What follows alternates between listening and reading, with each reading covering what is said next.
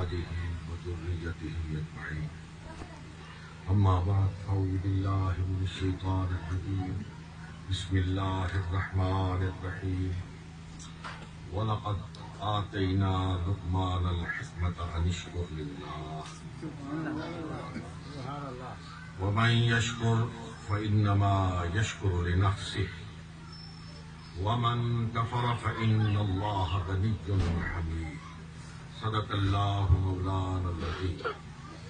قال الله تبارك وتعالى في شان حبيبه إن الله وملائكته يصلون على النبي يا أيها الذين آمنوا صلوا عليه وسلموا تسليما. اللهم صل وسلم وبارك على سيدنا ونبينا ومولانا محمد وبارك وسلم وصل عليه. الصلاة والسلام عليك يا رسول الله. الصلاة والسلام عليك يا حبيب الله. الصلاة والسلام عليك يا شفيع المذنبين. الصلاة والسلام عليك يا رحمة للعالمين. حضرات علماء کرام، برادران طریقت، میں اللہ رب العالمین کا بے پناہ شکر ادا کرتا ہوں،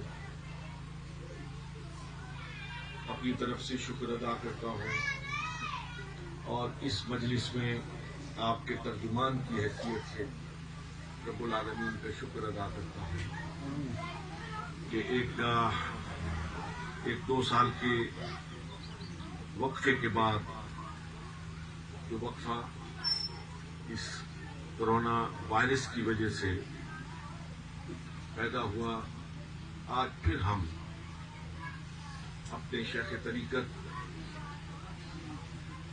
اور جیسے میرے انتہائی عزیز گرامی مرتبہ خطیب محترم مولانا فضل علی نے فرمایا، لفظ ایک ہے، جملہ ایک ہے، لیکن جو شاہد ہے، جس نے ان کے حالات و واقعات کو اپنی آنکھوں سے دیکھا ہے، اور یہاں بہت سے لوگ بیٹھے ہیں جنہوں نے ان کی زندگی کو بہت قریب سے دیکھا ہے،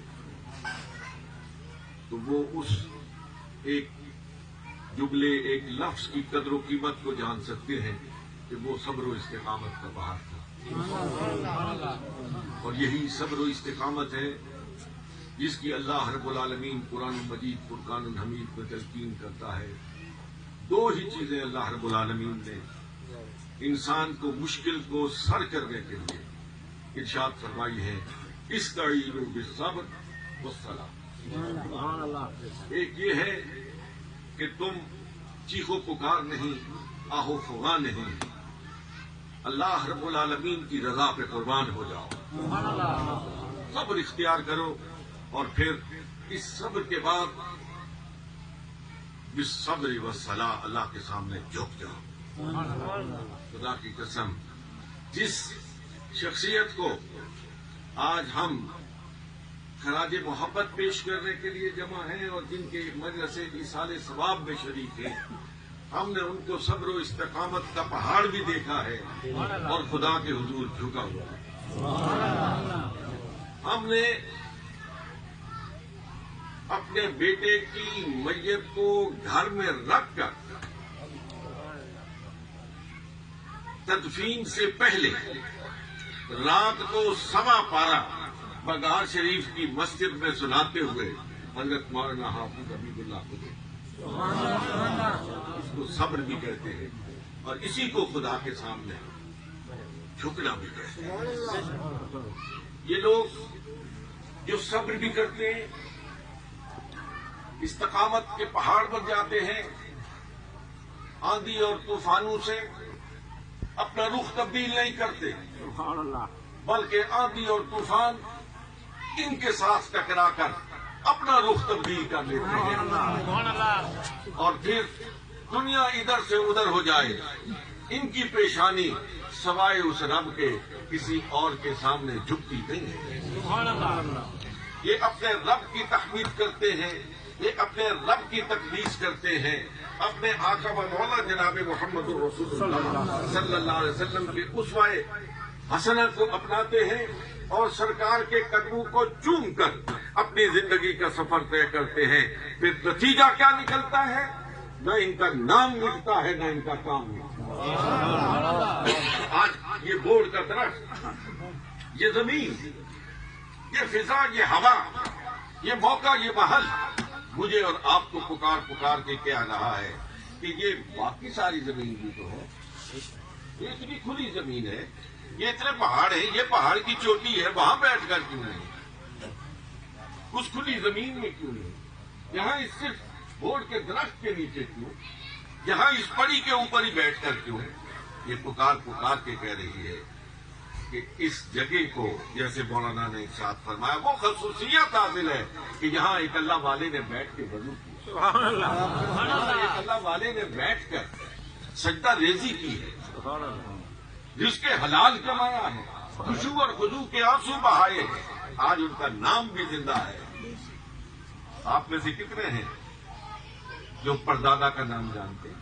دادا تک تو بمشکل چلے جاتے ہیں، زیادہ سے زیادہ، وہ بھی بہت کم ہے، ورنہ ابا کے بعد کسی کو نام یاد نہیں رہتا، دادا تک بہت مشکل سے جاتے ہیں، پردادا تو کسی کسی کو یاد ہے۔ لیکن آپ میں سے ہر ایک جانتا ہے کہ سائیں صاحب بگا چلے، سائیں صاحب بگا چلے، کیوں؟ اللہ فرماتا ہے کہ جو مجھے یاد کرتے ہیں نا، پھر میں ان کو یاد کرتا ہوں، اور اس کی یاد کا یہ انداز ہے کہ وہ زبان زبان پر ان کا نام لیا، پھر مخلوق خدا ان کا نام لیتی ہے، فرشتے آسمانوں سے اتر کر لوگوں کے دلوں میں ڈالتے ہیں کہ اللہ اس سے محبت کرتا ہے، تم بھی اس سے محبت۔ تو جو محبت اللہ ڈالے، جو محبت اللہ کے بھیجے ہوئے فرشتے ڈالیں، اس محبت کو پھر دنیا کی نہ تحریر نکال سکتی ہے، نہ تقریر نکال سکتی ہے۔ ہر آنے والے دن ان کی محبتوں میں اضافہ ہوتا رہتا ہے۔ خوش قسمت ہیں آپ، خوش قسمتوں میں ہم سب، جنہیں یہ بار بار موقع ملتا ہے کہ یہاں بیٹھ کر ہم ان اللہ والوں کو یاد کریں، اور پھر ان کے اسوہ حسنہ پر جو انہوں نے لیا ہے ذات مصطفیٰ علیہ السلام سے، منبع رشد و ہدایت کیا ہے؟ وہ آقا دو جہاں علیہ السلام کی ذات ہے، جنہوں نے اس نور سے روشنی لے کر اپنی زندگیوں کو منور کیا ہے۔ یہاں آنے کا مقصد یہ ہے کہ ان کی زندگیوں سے سبق سیکھا جائے۔ انہوں نے زندگی میں کیا کیا عمل کیے، وہ کون سا طریقہ اختیار کیا کہ آج دنیا ان سے محبت کرتی ہے۔ اگر اس طریقے کو نہ اپنایا جائے، اس زندگی سے روشنی لے کر اپنی زندگی کی راہوں کو روشن نہ کیا جائے، اپنی تاریخ زندگی کو منور نہ کیا جائے، تو پھر آنا جانا بے سود ہو جاتا ہے، بے مقصد ہو جاتا ہے۔ میرے عزیزوں، اس موقع سے فائدہ اٹھا کر میں انتہائی اختصاص کے ساتھ 2-4 منٹوں میں ایک اس حکیم اور دانا کی وصیت کے چند ٹکڑے آپ کی خدمت میں عرض کرنا چاہتا ہوں، جس کی دانائی اور جس کی حکمت کا چرچا خدا نے کیا۔ کسی کو میں کہتا ہوں بڑا حکیم تھا، بڑا دانا تھا، اور لقمان وہ ہے جس کو حکیم اور دانا خدا بند بزرگ کو برتر کہتا ہے۔ سبحان اللہ۔ وَلَقَدْ آتَيْنَا لُقْمَانَ الْحِكْمَةَ أَنِ اشْكُرْ لِلَّهِ۔ مومنو، اللہ والوں کی وہ پہلی صفت، وہ پہلی نعمت جو ان کو عطا ہوتی ہے،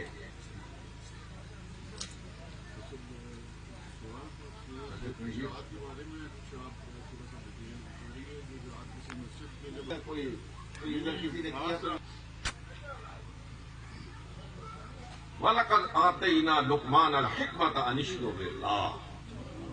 سب سے بڑی جو انسانی صفت ہے وہ اللہ کا شکر ہے۔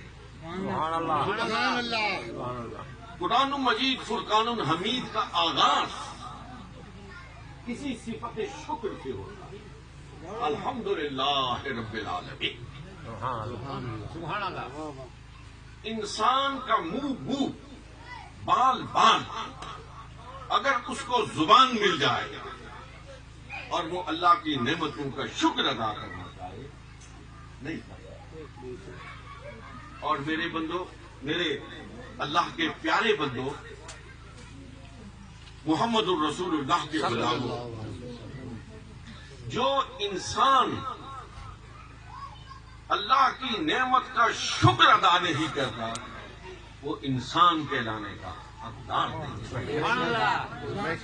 اور یہی وصیت جناب لقمان حکیم ارشاد فرماتے ہیں کہ اللہ کا شکر ادا کرو، اور جو کوئی اللہ کا شکر ادا نہیں کرتا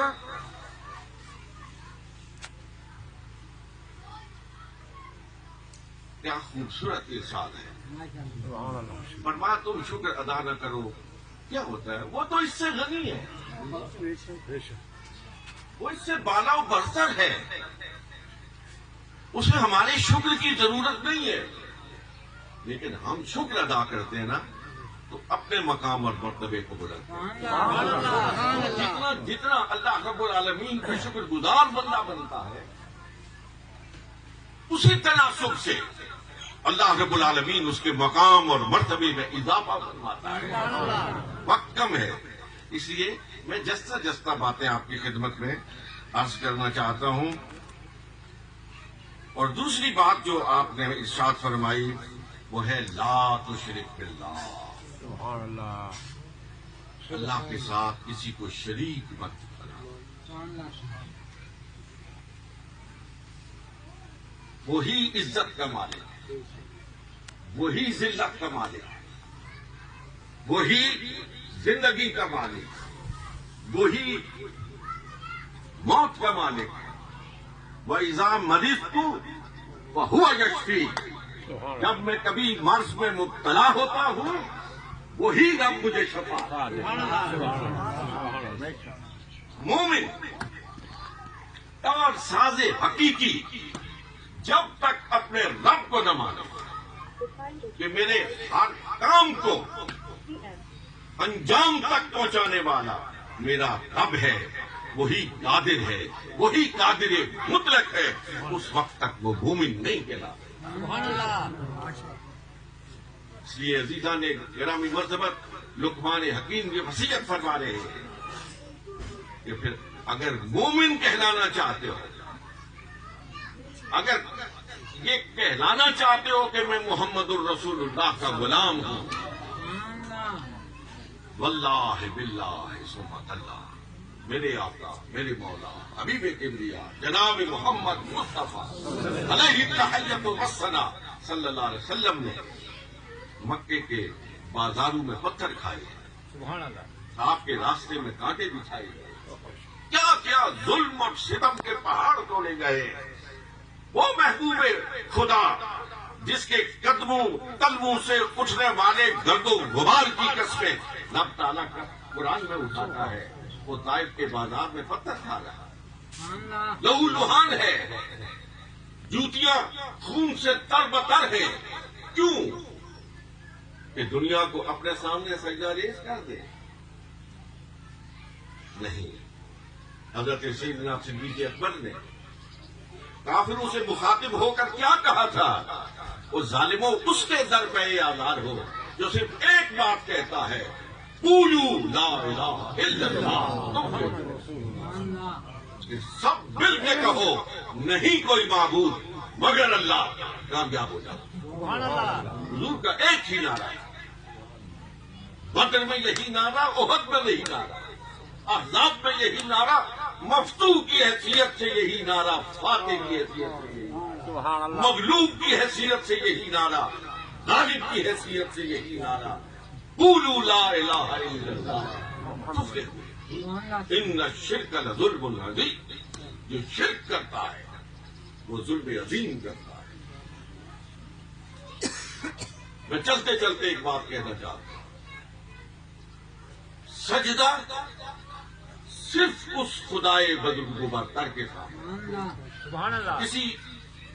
کسی اور کے لیے سجدہ جائز نہیں. اس لیے میرے عزیزوں، آپ لوگوں کا خانقاہوں سے تعلق ہے، آپ لوگوں کا درگاہوں سے تعلق ہے، مشائخ سے تعلق ہے. ان باریکیوں کو ہمیشہ پیش نظر رکھنا. مولانا احمد رضا خان فاضل بریلوی رحمۃ اللہ تعالی ہے، خداوند قدوس ان کے مزار پر کروڑوں رحمتیں اور برکتیں نازل فرمائے. وہ فرماتے ہیں میں قبر کو بوسہ دینا جائز سمجھتا ہوں لیکن اس کی اجازت نہیں دیتا. جائز سمجھتا ہوں، اجازت نہیں دیتا ہوں، اس لیے کہ دور سے دیکھنے والا اشتباہ میں پڑ جاتا ہے کہ کہیں یہ سجدہ تو نہیں کر رہا، اس لیے میں اس کی اجازت نہیں دیتا. یہ باریک بھی ہے. میں آپ کو بات لمبی ہو رہی ہے، میں چھوٹی سی بات آپ کو سناتا ہوں کہ کیا باریک نظر ہوتی ہے مومن کی. اعلیٰ حضرت فاضل بریلوی رحمۃ اللہ علیہ ایک جگہ بیٹھے ہوئے تھے، ایک عالم تقریر کر رہے تھے، واقعہ معراج بیان کر رہے تھے. انہوں نے واقعہ معراج بیان کرتے ہوئے کہا کہ نبی کریم رؤوف الرحیم علیہ الصلوۃ والسلام معراج کی رات اپنے رب کے حضور تشریف لے گئے. مولانا رضا خان نے کہا رک جاؤ، خوفزدہ ہو گئے. شاید میں نے کوئی بلنڈر کر دیا، کوئی بات ایسی کہہ دی تو بہت غلط ہے. خاموش ہو گئے. کہا حضرت آپ فرمائیے یہ نہ کہو کہ حضور بارگاہ الوہیت میں تشریف لے گئے، یہ مت کہو. کہو حضور بارگاہ الوہیت میں حاضر ہوئے. اس لیے کہ تشریف لے جانے کا مقصد اور مفہوم اور مطلب یہ ہوتا ہے کہ جانے والا اگلے کو مشرف کر رہا ہے، اس کو شرف بخش رہا ہے. یہاں بندہ اپنے معبود کے سامنے اور مخلوق اپنے خالق کی بارگاہ میں پیش ہو رہی ہے. اس لیے یہ مت کہو کہ تشریف لے گئے، بلکہ یہ کہو کہ حضور بارگاہ الوہیت میں حاضر ہوئے. یہ باریک نظر ہے. ان الشرک ظلم عظیم، شرک ظلم عظیم ہے، اس سے ہمیشہ پرہیز کیا کرو. میں صرف ایک اگلی وصیت پر اکتفا کروں گا، پھر باقی بات میں سے ہی. وَوَصَّيْنَا الْإِنسَانَ بِوَالِدَيْهِ،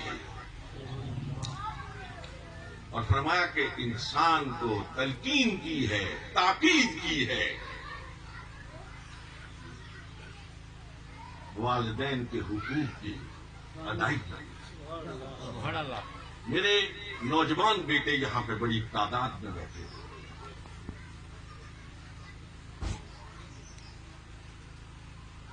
ہم غیر ضروری مسائل میں تو غیر ضروری طور پر غوطہ زن ہونے کے لیے ہم وقت تیار رہتے ہیں. میں ایک بات کہنا چاہتا ہوں، میری بات تو برا نہ منائیے گا. باہر ہمارے کوئی اخلاق کو دیکھیں،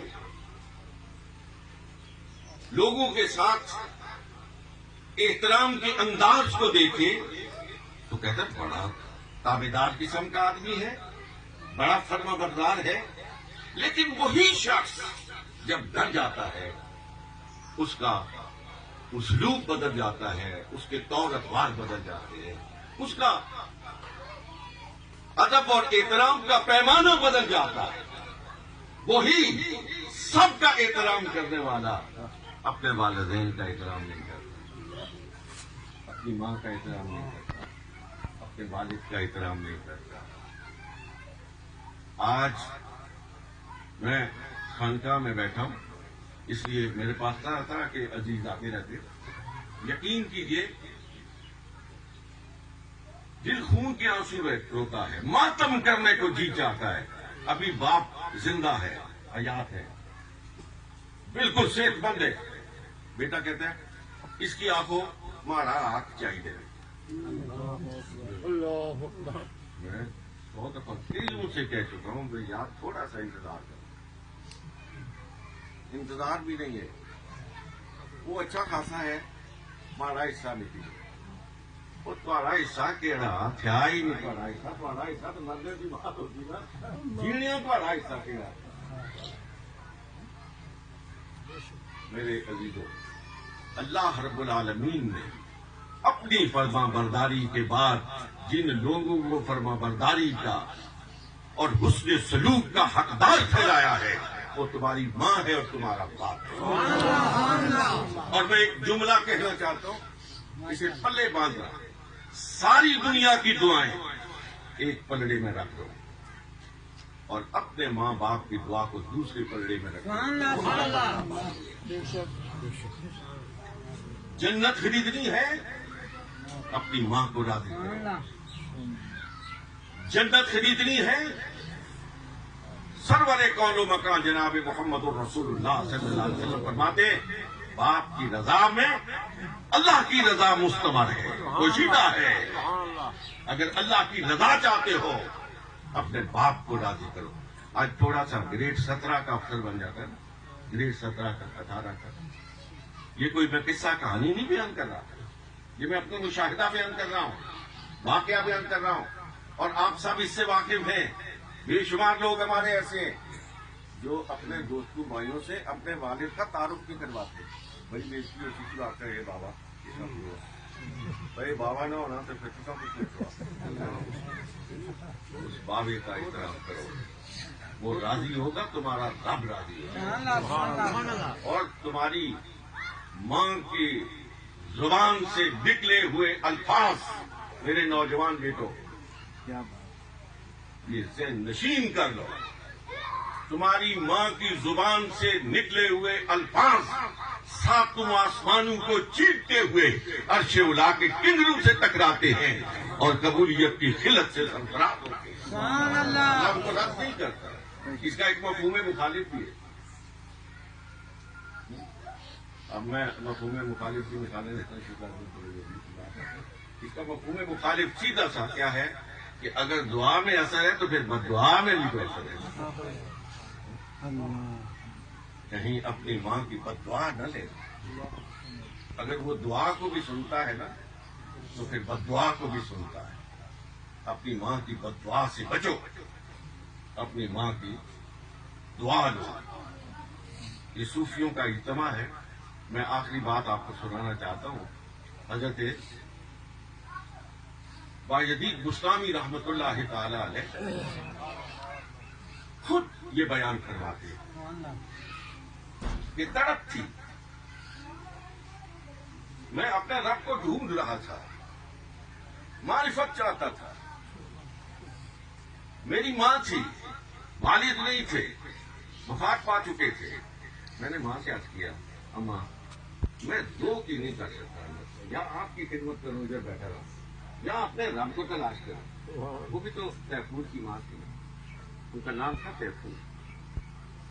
آپ نے فرمایا بیٹا میں اپنا گزر بسر کر لوں گی، جاؤ تم اپنے رب کو دے دو، جو طریقہ اختیار کرنا چاہتے ہو کرو. فرماتے میں چلا گیا، غور سے سنا. جنگلوں میں گیا، بیابانوں میں گیا، ریاضت کی، عبادت کی، ذکر کیا. دن رات اللہ کی تلاش میں رہا. ایک عرصہ گزر گیا. اس کی خیال ہے مجھے وہاں کو چھوڑ دیا ہے، ذرا پتہ تو کرنا چاہیے کس حال ہے. فرماتے میں واپس گھر آیا تو میرے گھر کا دروازہ کھلا ہوا تھا. میں آہستہ سے اندر گیا تو ماں مصلی پہ بیٹھی ہوئی تھی اور دعا کر رہی تھی. میرے نوجوان بیٹوں، میرے عزیز بیٹوں، خدا کی قسم یہ ایک ماں کی کیفیت ہے، سب ماؤں کی یہی کیفیت ہے. یہ جذبہ مادر ہے، یہ جو ماں کی ممتا ہے یہ ہر ماں کے اندر موجود ہوتی ہے. فرماتے ہیں میں پیچھے سے ان کے پاؤں کے ساتھ لے کر اور بوسا دیا. انہوں نے کہا کون ہے؟ تو حضرت پاجلی فرماتے ہیں میرے منہ سے نکلا. نہیں، وہ اس وقت دعا کیا کر رہی تھی؟ پہلے وہ دعا سنا. فرماتے ہیں کہ وہ دعا کر رہی تھی، اے اللہ میرے مسافر بیٹے کی حفاظت کرنا اور جس طرف پہ نکلا ہے اس کی تمنا کو پورا کرنا. فرماتے ہیں میری پیرا اندر سے پھٹ گیا. میں نے ماں کے قدموں پہ سر رکھ دیا، بوسا لیا. تو پوچھا کون ہے؟ میں نے کہا آپ کا مسافر بیٹا.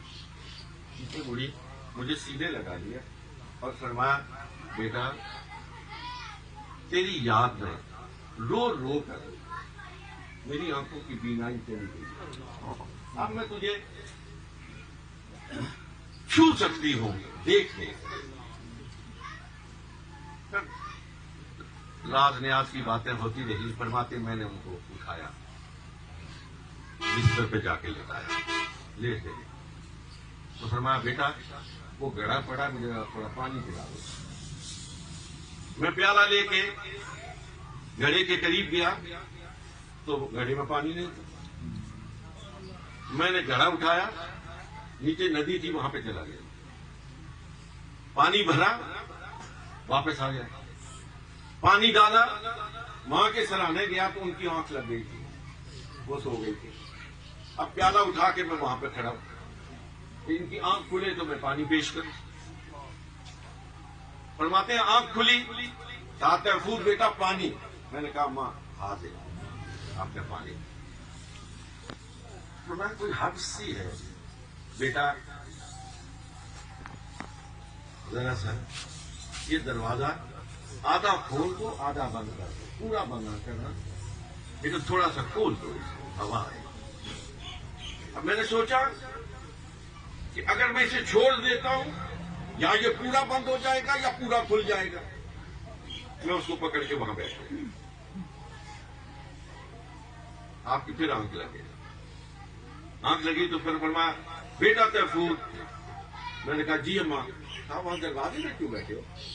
آپ نے فرمایا تو دروازہ آدھا کھلا رہے آدھا بند ہوا، پکڑ کے بیٹھا. کہا ادھر آ. وہاں اٹھ کے بیٹھ گئے. وقت آ گیا نا، اور ماں نے ہاتھ اٹھا لیا. فرمایا میرے مولا تو اگر ماؤں کی سنتا ہے تو تیفور کی ماں تیری بارگاہ میں التجا کرتی ہے مولا کہ جس جذبے درو کی تلاش میں اس نے درختوں کے پتے کھائے، جنگلوں کی خاک چالی ہے، در بدر کی ٹھوکریں کھائی ہے. مولا اس کی وہ براد اسے عطا فرما دے.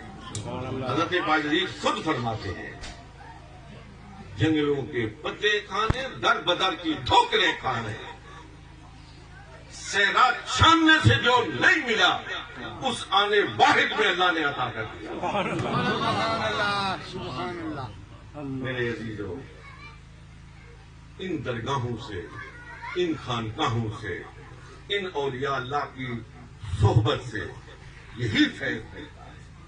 اگر اس فیض سے محروم رہے آدمی تو پھر سمجھو کہ میرے آنے جانے میں کوئی کوتاہی باقی ہے. اللہ رب العالمین عمل کی توفیق عطا فرمائے. میرے عزیز نے ایک بات کہی ہے کہ میں اس طرف آپ حضرات کی توجہ مبذول کروں. میں تو سوچ نہیں سکتا کہ مسلمان معاشرے میں کوئی مسجد کے انہدام کا اختتام کر سکتا ہے. ایسا تو ممکن نہیں ہے کہ کوئی مسجد کو منہدم کر دے. اللہ کسی کو یہ توفیق ہی نہ عطا فرمائے، کسی کو توفیق عطا فرمائے. اور اگر کوئی اس طرح کی بات کرے تو دیکھیں میں نے اسی لیے کہا تھا کہ یہ کسی خاص مسجد کی طرف اشارہ ہے تو پھر میں اس حوالے سے بات کروں. ہاں مسجد وہ تو میرے عزیز یہ تو تمام مسلمانوں کی غیرت کا، تمام مسلمانوں کی غیرت مسئلہ ہے۔ اور صرف مسجد اقصی تو انبیاء کی سجدہ گاہ ہے، اور محمد الرسول اللہ صلی اللہ علیہ وسلم نے اس مسجد میں انبیاء کی امامت فرمائی۔ اس مسجد کا تو مقام بھی بہت بلند ہے۔ میں تو عام مسجد کی بات کرتا ہوں، جو عام مسجد ہے، جو سجدہ گاہ ہے، جو اللہ کا گھر ہے، کوئی مسلمان ہوتے ہوئے اس کے انہدام کا سوچ بھی نہیں سکتا۔ لیکن آج صبح شام دوپہر رات ہمارے منہ پر ٹماٹے لگ رہے ہیں، صرف ایک مسجد نہیں پکار رہی، کشمیر کی ہر گلی کی مسجد پکار رہی ہے، کشمیر کے ہر شہر کی مسجد پکار رہی ہے۔ پورا کشمیر، کشمیر کی مساجد، کشمیر کی بہو، کشمیر کی بیٹی، کشمیر کی بچی، کشمیر کا جوان، کشمیر کا بوڑھا دنیا بھر کے مسلمانوں کو چیخ چیخ کر پکار رہا ہے۔ کاش اللہ رب العالمین ہمیں وہ کان عطا فرما دے کہ ہم سن سکیں، اور سن کے ہمارے جذبہ غیرت اور جذبہ امیت میں آج دعا کرو کوئی محمد بن قاسم پیدا ہو جائے، دعا کرو کوئی صلاح الدین ایوبی پیدا ہو جائے، دعا کرو کہ 75 73 مسلمان ملکوں کے